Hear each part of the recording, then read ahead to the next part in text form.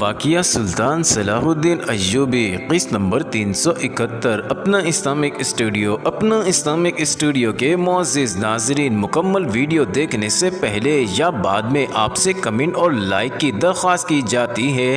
ناظرین، رادی نامی لڑکی حسن الادریس یعنی سلطان صلاح الدین ایوبی کے اہم ترین جاسوس کے جال میں آ گئی۔ دوسرے دن حسن الادریس نے دیکھا کہ رادی گھوڑے پر سوار صلیبی سربراہ کے ہمراہ پہاڑیوں کے اس حصے کی طرف جا رہی تھی جدھر حسن الادریس کو اور صلیبی پہرہ داروں کو بھی جانے کی اجازت نہیں تھی۔ رات کو سربراہ رادی سے دل بہلا کر گہری نیند سو گیا۔ یہ نیند بہت ہی گہری تھی کیونکہ رادی نے حسن الادریس کا دیا ہوا چٹکی بھر سفوف اس کے شراب کے پیالے میں ڈال دیا تھا۔ جاسوس بے ہوش کرنے والا سفوف اپنے ساتھ رکھا کرتے تھے۔ ناظرین، رادی اس جگہ پہنچ گئی جہاں حسن الادریس اس کے انتظار میں کھڑا تھا۔ وہاں تو بہت بڑا غار ہے، رادی نے اسے بتایا۔ ان لوگوں نے کھود کر اسے زیادہ وسیع کر لیا ہے، اتنا چوڑا اور لمبا کہ دہانے سے دوسرا سرا نظر نہیں آتا۔ اندر آگ لگانے والے تیل کے ہزارہ مٹکے اور کنستر رکھے ہیں، ساتھ ہی برچھیاں، تیر و کمان، اناج، خیمے، کپڑے اور بے انداز سامان پڑا ہے۔ میں نے اس صلیبی سردار سے بچوں کی طرح کہا کہ میں ان پہاڑیوں کے اندر سیر کرنا چاہتی ہوں۔ اس نے کہا کہ کل دن کو لے چلوں گا، تم تو میری ملکہ ہو، کسی کو بتانا مت کہ میں تمہیں ادھر لے گیا تھا۔ وہ مجھے لے گیا۔ رادی نے اسے بتایا کہ اس غار میں سامنے دو آدمی پہرے پر کھڑے رہتے ہیں اور غار کا دہانہ کھلا رہتا ہے۔ غار سے 100-150 گز دور پہرہ دار دستے کے خیمے ہیں۔ رادی نے کہا، غار سے ذرا پرے ایک خیمہ ہے جس کے باہر ایک ضعیف آدمی بیٹھا اونگ رہا تھا۔ سربراہ نے اسے پاؤں کی ٹھوکر سے بیدار کر کے کہا، اوئے درویش، کوئی تکلیف تو نہیں؟ کھانا ٹھیک ملتا ہے؟ بوڑھے نے ضعیف آواز میں پوچھا، جناب مجھے کب رہا کرو گے؟ مجھے اب جانے دو۔ سربراہ نے نفرت سے کہا، ابھی انتظار کرو، بہت انعام ملے گا۔ یہ شاید وہی درویش ہے جس کا تم نے ذکر کیا تھا۔ ہاں، حسن الادریس نے کہا، یہ صلیبیوں کا وہی ڈھونگ ہے جس نے موصل کے باشندوں اور ان کے والی عز الدین کو بھی دیوانہ بنا رکھا ہے۔ آؤ رادی، ہم دونوں مل کر خدا سے تمہارے گناہوں کی بخشش حاصل کریں گے۔ ناظرین، دونوں چل پڑے مگر چھپ کر۔ رات کا اندھیرا فائدہ دے رہا تھا۔ وہ چٹانوں کی تنگ گلیوں سے گزرتے، رکتے، ادھر ادھر دیکھتے، کان کھڑے کیے ہوئے اس جگہ پہنچ گئے جہاں دو پہرہ دار کھڑے تھے۔ ان کے قریب ایک مشعل جل رہی تھی جس کا ڈنڈا زمین میں گڑا ہوا تھا۔ حسن الادریس اور رادی ان سے 15-20 قدم دور چھپے رہے۔ دونوں اپنی اپنی جان کی بازی لگانے آئے تھے۔ خدا دیکھ رہا تھا۔ حسن الادریس کھانسا اور رادی کو ایک طرف کر دیا اور خود بیٹھ گیا۔ ناظرین، ایک سنتری کون ہے پکار کر ادھر آیا۔ اندھیرے میں اسے کچھ نظر نہ آیا۔ حسن الادریس نے پیچھے سے اس کی گردن بازو کے گہرے میں جکڑ لی اور دوسرے ہاتھ سے خنجر کے 3-4 وار اس کے دل کے مقام پر کیے۔ سنتری گر پڑا۔ ناظرین، حسن الادریس انتظار کرتا رہا۔ دوسرے سنتری نے اپنے ساتھی کو پکارا، اسے جواب نہ ملا تو وہ آہستہ آہستہ ادھر آیا۔ وہ جب اپنے مرے ہوئے ساتھی کے قریب پہنچا تو اندھیرے میں اسے کوئی زمین پر پڑا نظر آیا۔ اس نے جھک کر دیکھا اور وہ حسن الادریس کے شکنجے میں آ گیا۔ ناظرین، رادی نے انتظار نہ کیا۔ وہ غار کی طرف دوڑی اور زمین سے مشعل اکھاڑ کر غار کے اندر چلی گئی۔ حسن الادریس نے دوسرے سنتری کو بھی ختم کر دیا۔ پہرے داروں کا دستہ خیموں میں سویا ہوا تھا۔ حسن الادریس نے رادی کو پکارا مگر وہ وہاں نہیں تھی۔ وہ غار کی طرف دوڑا، وہاں مشعل بھی نہیں تھی۔ ناظرین، اتنے میں غار میں ایک شعلہ اٹھا۔ رادی دوڑتی باہر آئی، اس کے کپڑوں کو آگ لگی ہوئی تھی۔ اس نے غار کے اندر آتش گیر سیال کا ایک مٹکا اوندا کر کے مشعل سے اسے آگ لگا دی تھی۔ اسے معلوم نہ تھا کہ یہ سیال کس طرح بھڑک کر جل اٹھتا ہے۔ ناظرین، شعلے نے پھیل کر رادی کو بھی زد میں لے لیا۔ جب حسن الادریس نے اسے پکڑا اس وقت اس کا اتنا حسین چہرہ سیاہ ہو چکا تھا اور اس کے ریشم جیسے بال بال جل چکے تھے۔ حسن الادریس نے اس کے کپڑوں کی آگ بجھاتے اپنے ہاتھ جلا لیے۔ کپڑوں کی آگ تو بجھ گئی مگر رادی پر غشی طاری ہو رہی تھی، اس کی آنکھیں جھلس کر بند ہو گئی تھی۔ ناظرین، حسن الادریس نے اسے کندھے پر اٹھایا اور دوڑ پڑا۔ ممنوعہ علاقے سے نکل کر اسے اگلے علاقے سے پوری واقفیت تھی۔ غار میں رکی ہوئی آگ نے بند کنستروں اور مٹکوں کو اتنی حرارت دے دی کہ ایک مہیب دھماکہ ہوا جس سے زمین زلزلے کی طرح کانپی۔ ہزاروں من آتش گیر سیال ایک ہی بار پھٹ گیا تھا۔ اس نے جہاں تباہی کا سارا سامان تباہ کیا وہاں صلیبیوں کا چھپایا ہوا تمام تر اسلحہ اور دیگر سامان بھی بھسم ہو گیا۔ اپنا اسلامک اسٹوڈیو کے معزز ناظرین، زیادہ تر یورپی مورخوں نے اس آتش گیر مادہ اور دیگر اسلحے کے متعلق لکھا ہے کہ یہ اتنا زیادہ تھا کہ پوری دنیا کے مسلمانوں کو ختم کر دیتے، لیکن یہ اسلحہ ختم نہ ہوتا۔ ناظرین، دھماکے نے موصل شہر کو جگا دیا، لوگوں پر دہشت طاری ہو گئی۔ حسن الادریس شہر میں داخل نہیں ہو سکتا تھا کیونکہ شہر کے دروازے بند تھے۔ وہ شہر کی بجائے نصیبہ کی طرف چل پڑا۔ وہ خطرے سے نکل گیا تھا، اس نے رادی کو کندھے پر ڈال رکھا تھا۔ بہت دور جا کر وہ تھک گیا، وہ رکا اور رادی کو زمین پر لٹا دیا۔ ناظرین، رادی نے سرگوشی کی، آگ نے مجھے پاک کر دیا ہے۔ وہ ہنسی اور خواب میں بڑبڑانے کے لہجے میں بولی، قافلہ حجاز کو جا رہا ہے، وہاں جا کر شادی کریں گے۔ رادی، رادی، حسن الادریس نے اسے بلایا۔ خدا نے میرے گناہ بخش دیے ہیں نا؟ رادی نے پوچھا۔ وہ اٹھ بیٹھی اور بازو آگے کر کے بولی، وہ جا رہے ہیں، دیکھو وہ قافلے حجاز کو جا رہے ہیں، میں بھی جا رہی ہوں۔ وہ دیکھو مجھے سلطان نور الدین زنگی اور سلطان صلاح الدین ایوبی نظر آ رہے ہیں۔ ناظرین، وہ ایک طرف گئی، اس نے بلند آواز سے کلمہ شہادت پڑھا۔ حسن الادریس نے اسے بلایا، ہلایا، آخر نبض پر ہاتھ رکھا۔ رادی کی روح حجاز کے قافلے کے ساتھ جا چکی تھی۔ ناظرین، حسن الادریس نے خنجر سے قبر کھودی۔ صبح تک وہ 2-2.5 فٹ گہرا اور رادی کے قد جتنا لمبا گڑھا کھود سکا۔ اس نے رادی کو اس میں لٹایا اور اوپر مٹی ڈال دی۔ جب کچھ روز بعد سلطان صلاح الدین ایوبی کو صلیبیوں کے ذخیرے کی تباہی کی اطلاع ملی تو اس وقت وہ ایک مشہور مقام تل خالد کی طرف پیش قدمی کر رہا تھا۔ تل خالد ایک بڑی ریاست تھی جس کا حکمران سوکمان القطبی شاہ ارمن تھا۔ ناظرین، وہ اس وقت ہرزم کے مقام پر تھا جہاں اسے والی موصل عز الدین کو فوج اور دیگر جنگی مدد دے رہا تھا۔ سلطان ایوبی کو اس ملاقات کا علم قبل از وقت ہو گیا۔ اس نے شاہ ارمن کے دارالحکومت تل خالد کو محاصرے میں لینے کے لیے پیش قدمی کر دی۔ ناظرین، صلیبیوں کے لیے یہ چوٹ معمولی نہیں تھی کہ انہوں نے مسلمان کے علاقے موصل کے قریب پہاڑیوں کے غاروں کو وسیع کر کے اتنا زیادہ اسلحہ اور آتش گیر سیال چھپا کر رکھا تھا جس سے وہ سلطنت اسلامیہ کی تمام تر قلعہ بندیوں کو کھنڈروں میں بدل سکتے تھے۔ اس آتش گیر مادہ کو جمع کرنے میں 1 سال کا عرصہ لگا تھا مگر سلطان ایوبی کے تباہ کار جاسوسوں نے اسے اڑا دیا۔ یہ سامان چونکہ پہاڑی کے اندر وسیع غار میں تھا، اس کے دھماکے نے دور دور تک زمین یوں ہلا دی تھی جیسے زلزلہ آیا ہو۔ یہ تو کسی کو بھی معلوم نہیں تھا کہ یہ تباہی کس طرح بپا کی گئی ہے جس سے صرف صلیبیوں کی ہی نہیں بلکہ صلیبیوں کے سب سے بڑے اتحادی عز الدین کی بھی کمر ٹوٹ گئی تھی۔ انہوں نے سلطان ایوبی کے خلاف جو در پردہ معاہدہ کر رکھا تھا، اس معاہدے کے پرخچے اڑ گئے تھے۔ صلیبیوں کو یقین تھا کہ یہ سلطان ایوبی کے جاسوسوں کا کام ہے۔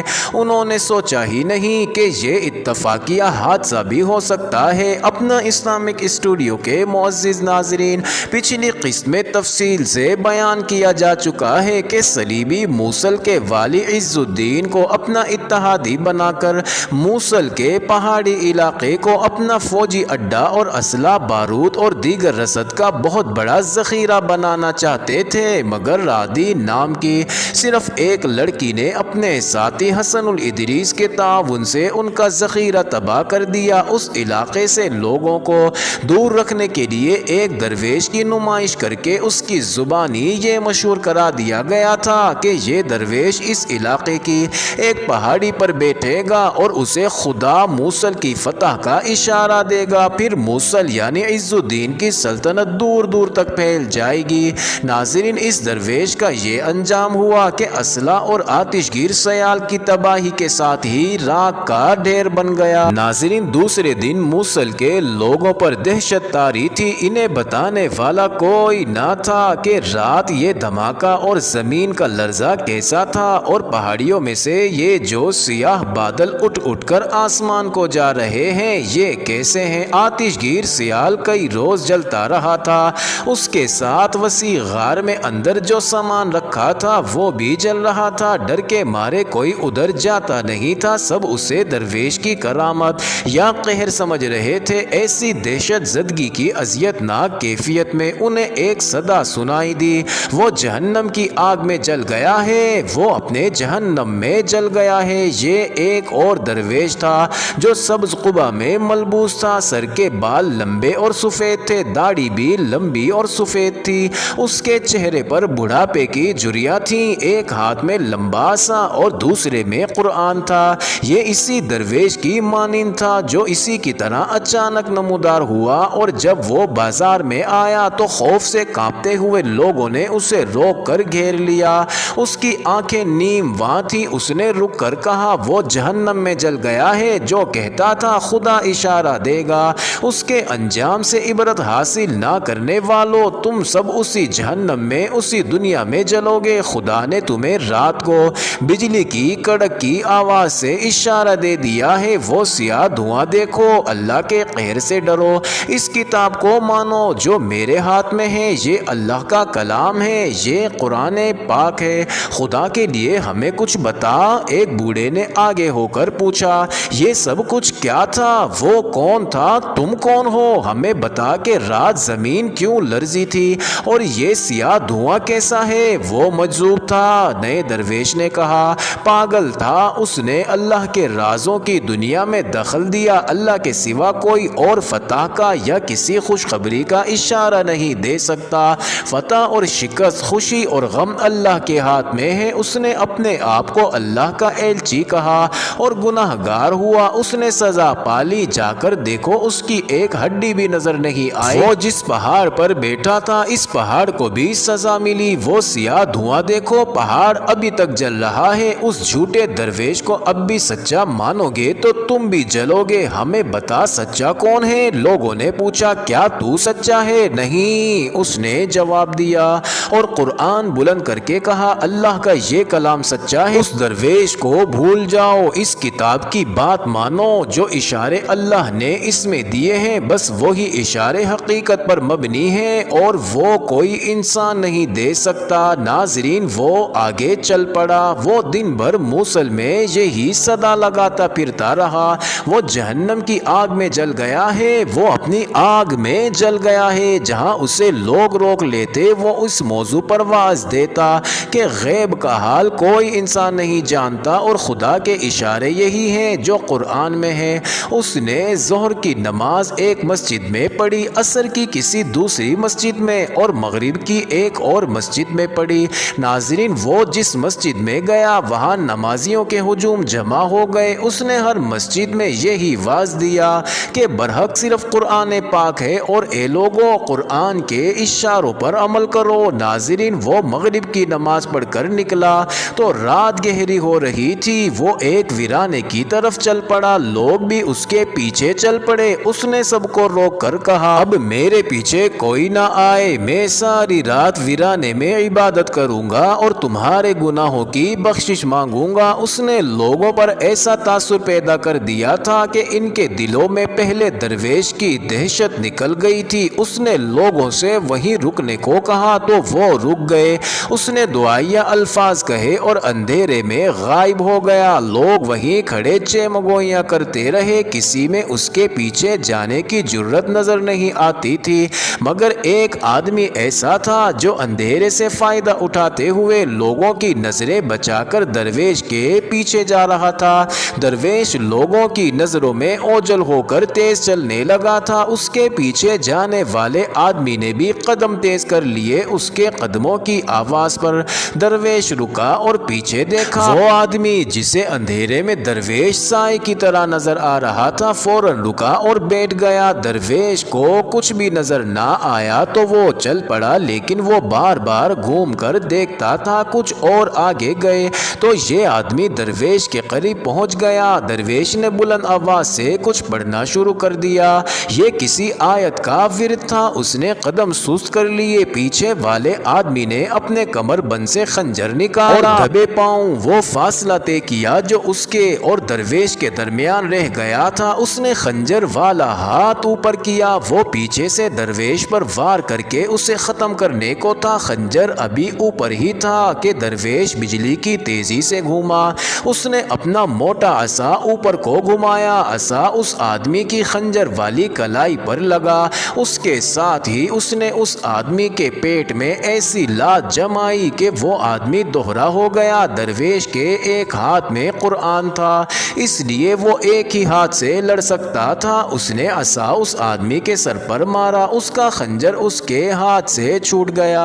ناظرین، درویش نے خنجر اٹھا لیا۔ وہ آدمی آہستہ آہستہ اٹھ رہا تھا۔ درویش نے اسے کہا، خنجر میرے ہاتھ میں ہے، پیٹ کے بل لیٹے رہو۔ ناظرین، وہ آدمی پیٹ کے بل لیٹ گیا۔ درویش نے منہ سے کسی جانور کی آواز نکالی۔ ایسی ہی آواز دور سے بھی سنائی دی۔ اس نے پھر آواز نکالی۔